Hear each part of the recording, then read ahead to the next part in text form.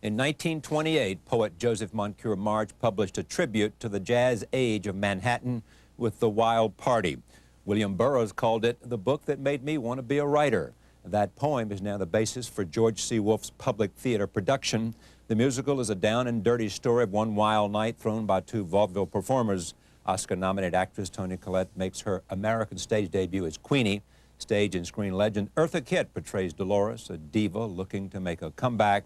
Also joining me, George C. Wolfe, the director and co-writer of this new musical. I am pleased to have the three of them here. Welcome. Thank you. Thank you for coming. Tell me about this. First of all, there's some issues we want to talk about in the larger question of theaters and reviews and all of that. But tell me, you, with all that you have done, why this for you in the public theater? Why the Wild Party? Yeah, exactly. Well, Michael John LaChiusa has done many works at the Public Theater, so we commissioned him to do another musical, and he brought in The Wild Party, and I instantly fell in love. He brought it in. He brought it in and said, I want to do this show, and at the time I was directing something else. He wanted me to be involved, but I was working on other projects, and then he started developing the material and wrote about 6 or 7 songs like right away, and they were amazing, and then over a period of time, over a 2-year time of development at the Public Theater, I then got involved as the director and the co-writer of the piece, and so that's where it came from. And we've been playing with it for about 2 or 3 years now. Yeah, but isn't it extraordinary you've got 2 productions?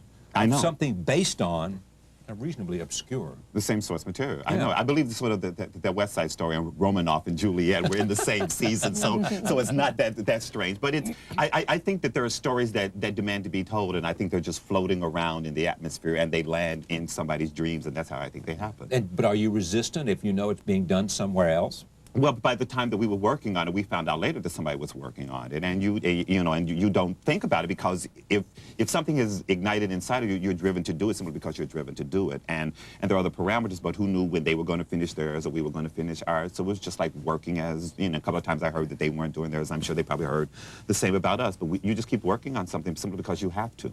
Tell me the story of The Wild Party. I mean, I mentioned a little bit of in the introduction and introduce, who else is with us. Tell me the story of this party and what it means and what it's a comment on, and how do you make it into a narrative? Well, and how do you know when to stop? Exactly. Well, in the poem, they have no idea how to stop, and they just keep going. Thus, The Wild Party. Yeah. It's Queen and Birds are vaudevillians, and they wake up one morning and they get into a fight, and it's an abusive relationship, and Queenie pulls a knife on Burrs, and in order to alleviate the tension between them, they decide to throw a party, and they invite all of their friends who are in and around the world of vaudeville, and it turns into this all-night gathering in which souls are bared and truths are revealed, and love is experienced, and at the end of the evening, there's a dead body on the floor. So that's, in essence, is the story. Yeah.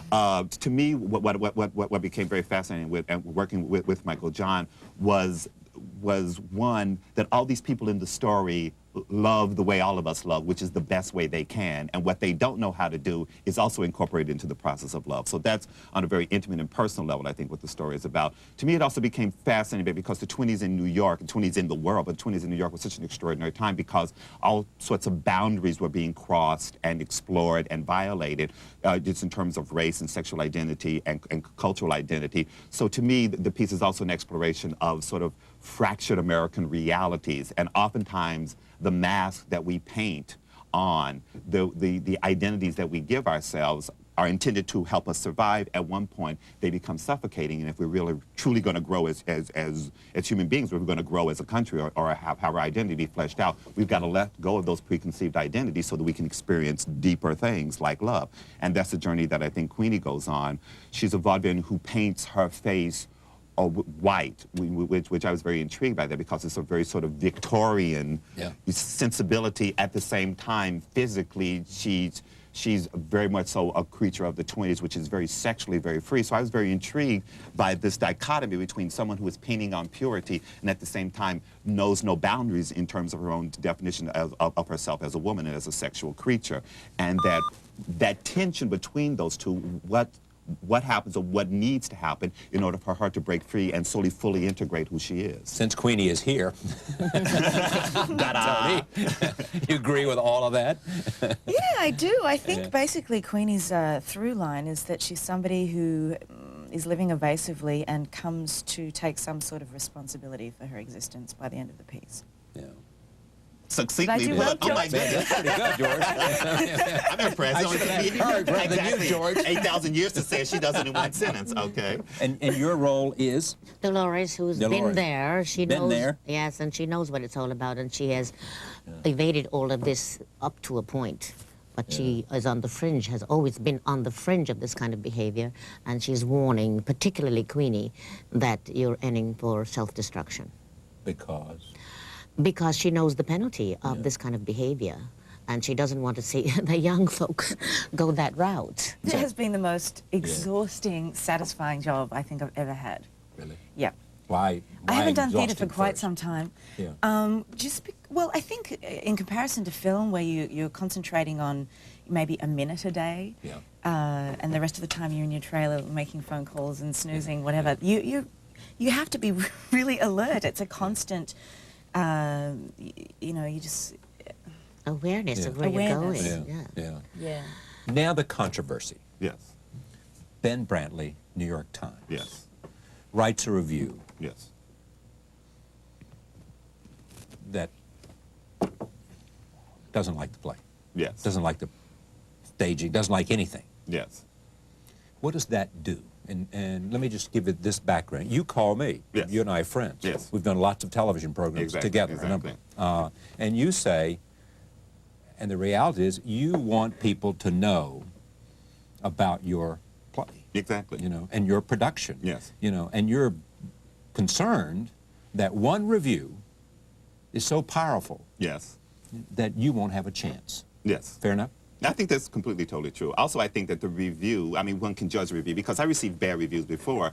The review, I think, was astoundingly startling in the sense that there were certain dynamics that were a part of the review that shouldn't be a part of the review, like how much the production cost, whether or not the public theater should be doing a production like this. He's supposed to come see the play and review the play. And it's fascinating that I mean, and these variables happen all the time because, you know, other critics have called and received these incredibly positive reviews, and even the reviews that were mixed or positive and mixed were about the work. This was, it calls itself a party, but it's not fun. Well, that's not a review. That's somebody's expectation of what a piece should be instead of judging what the piece is. Let me just ask this of all. How do you feel about this? I haven't read it, but You didn't read it on purpose I've heard- because as an artist you I don't want to read any reviews. reviews? But it sounded like it was not about the show. It sounded like a kind of a personal political thing going on, which, and I haven't read it, so I really can't say. But you have a stake in it because, I mean, this is obviously something you interrupted your life to come do. Yeah, but I mean, the experience for me has been so wonderful that, and it's one person's take on what we've presented. And like I was saying, a cab driver dropped a friend up to the theatre the other day and said, what is this? What is this? Because every person who got in his cab was saying how amazing it was. And that, having heard stuff like this from this guy from the New York Times was, you know, coming from the real people, was such a relief to hear, because there's been a lot of crap flying around, you know. You've been around, you know Broadway, you know performing. What do you think? I mean, does this whole thing offend you? Do you think critics are too powerful? Is it, what? Well, that one person, I don't understand why one person is considered to be so powerful that they can make or break a show. Who makes the New York Times Review so powerful? I mean, you're saying the audiences do? That people who make decisions about going to the theater? The people should. Yeah. I think it's also the death of newspaper culture in this city, that there is fundamentally, you know, one main newspaper. There are other wonderful newspapers, but that's the phenomenon. And with ticket prices, so that therefore, before I go on this journey, let me hear what someone has to say. And so that therefore, and a lot of times people don't read the other papers. Just stay with that for a second. Yeah. I'd love you to join in on this, even though you may not have opinions. I mean, he's not saying it doesn't have a right to live. He's just saying, this is my opinion of this play. No, he was music. saying it should, he was in essence saying, why is it alive? Why is it here? I didn't like the first one, why is it here? It wasn't made for him. Audiences are coming and they're standing up and crying and cheering and really appreciating this piece. It's saying something that you don't often see in a musical medium, that you don't often see at all. It's about living, And everyone know- in that audience is alive. So, So what is it saying? I mean, in a sense, it's about living. It's saying what? In other words, I'm It's trying about to tap taking- into your passion about this and why it's so important to you. And different. Because of what it's about, it's a spiritual journey, and it doesn't. It includes the darkness. You know, it's not about pink ribbons and tra la la. It's the dirt in life, and it's very moving. You know. And I don't understand why one would think in terms of having only the pink ribbons in life rather than also recognizing that there are other facades of life as well. Which makes you grow as a person. It Somewhat makes you think. more. And I don't think that we should put ourselves on a level to say, I want to go to the theater just to be entertained with clapping and da, you know, jumping up And and the thing down. is, it is that as well. Right, it's it very is. funny, very witty, but it's incredibly. And these kids are absolutely fantastically wonderful. Every one of them are, each one is as talented as the previous How one. many people in the Cast production? 15. 15. The cast is amazing. Yes. Do you think that a critic should have a debate like this? I mean, should I try to engage a critic to say, all right, you know, defend your review? Or do you say to critics, that's what we hire you to do, just write what you think and, you know. Well, and once upon a be time, quiet. I think that there was a dynamic that existed at the New York Times, and there was a second critic who came to Right. review the show. That has stopped for, Yeah, in my time there was that. you know, Yeah. so that Canby would come to review the show. That has been the only voice at this paper of record Yeah. you know, about this show. But I mean, producers and directors were up in arms about Frank Rich when he was reviewing. You Yeah. remember that? I mean, Yeah. I've had programs here Yeah. in which they were just huge amounts of violent feeling Yeah. about Frank. Yeah. You know, and then later now there are people saying, boy, wouldn't it be great to have Frank? Yeah. You're one of them. Raise your hand. Exactly. What happens now? Tell me what happens in your judgment. I mean, you're going to go out and you call people that you know and Exactly. and, like, say, you know, I had something I need to say, want to say. I think it's important to say, generally because of you know, you got not only the actors that are part of this, but also you and your reputation. And you've had plays before that didn't do well, didn't get great reviews. You've all had some things that went over the top Exactly. that you've been part of. And I've And never yet- called about that. That's you know, right. so I'm And so, saying, so this is different. That's This what I'm is trying to very get different at. to me because I feel as though therefore, though if I were to review myself to remove myself from being a creator of the piece, I believe that the piece is an important piece. I believe the piece it adds another energy and another dynamic to the American musical. Because All the reasons you've said. because all the reasons that it said, and I'm very, very proud of it. And I'm very proud of the artists who I work with. But here's what's interesting too. I mean, John Lahr had some tough things to say as well, writing in the New Yorker. Exactly. Right? Yeah. You're not on his case. He reviewed the show. So Lahr's okay, Brantley is not. Now, I don't know Brantley. I don't so mean can't speak- individual. I It has nothing to do with them as human beings. It has to do with what they there was a put dynamic in to print. the review. Yes, there was a dynamic to the review that I felt was crossed over. It was journal. It crossed into some strange zone. To what? Into what? Talking about how the public theater should spend its money. That is not the subject of a review. The subject of a review is Eartha Kitt and Toni, Collette, and Amanda Patinkin and George Wolfe's work and Michael John LaChiusa, et cetera, et cetera, et cetera, et cetera. You know, at one point, you know, my agenda is to tell a story, and the production agenda is to tell a story. Did we tell that story well? Yes, no. Were you engaged? Were you entertained? Yes, no. So you heard the sampling of the reviews discussing the work, and then you heard, you know what I mean? Okay. Come see. All right, I'm Exactly. coming to see. I'm coming to Exactly. see. I'll call up Ben Brantley and say, come with me, and we'll go back and see this thing. You and go do that one. Okay. I'll sit next to it. And the two then, of you. and I'll invite him to come on to talk to you. Finally, because this has been so much of George and I talking about this, and we got you up to come talk about this. Put Got this me in. up. Yeah, we did. Yeah. What is this?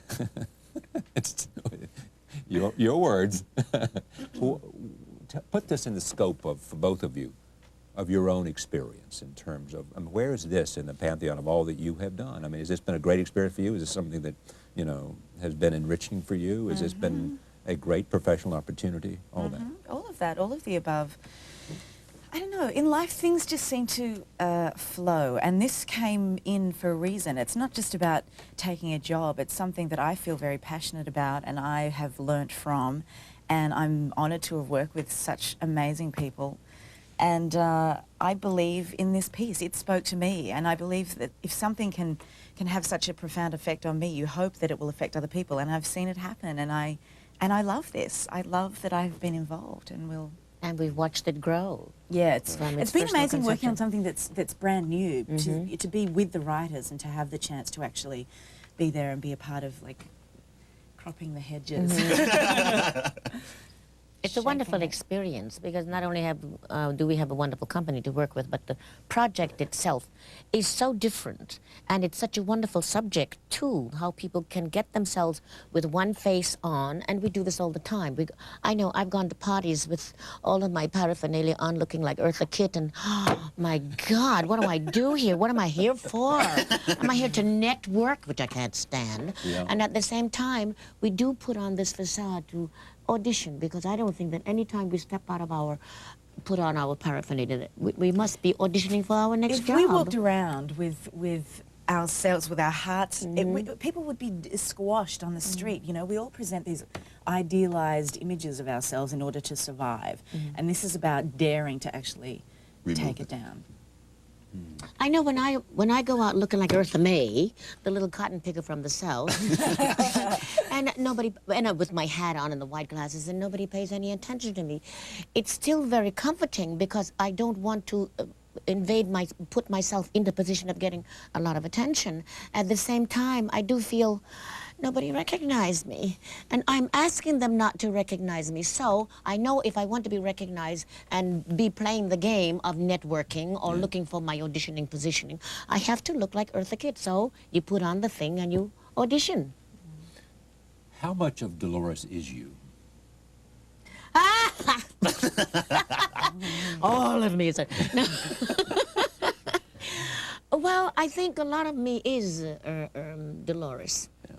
Because I think that's why George asked me to do the character, because he says these words that we put into Dolores's mouth are the kind of words that Eartha Kitt would not only say, but she would be very profound at them and also be very funny with them.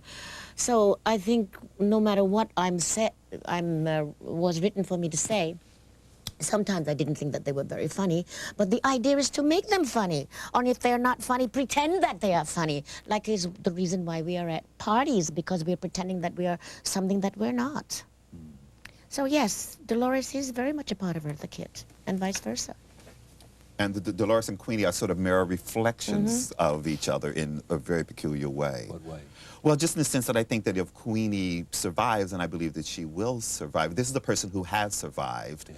And at the beginning Dolores. of the party... But who loves the game so much. Exactly. But this is the person at the beginning party, we don't know if she's going to survive. But by end, I believe she's going to survive. She's learned to look out for number one, and I think that Queenie has just kind of been bouncing around off the walls, going with, you know, with whatever happens, and is finally starting to actually listen to herself and what she needs. And the main thing is to get rid of that which you know is destroying you. Which is hard to do because Yes. it's comfortable. It's comfortable. Change is hard. Take a look at this. This is a clip from the Wild Party. Here it is. I gotta get my engine smoking. I need it bad and God, I need it more. I need a lot of friendly stroking. There ain't no heaven and there ain't no hell, no turning back. Daddy, lock the door. Welcome.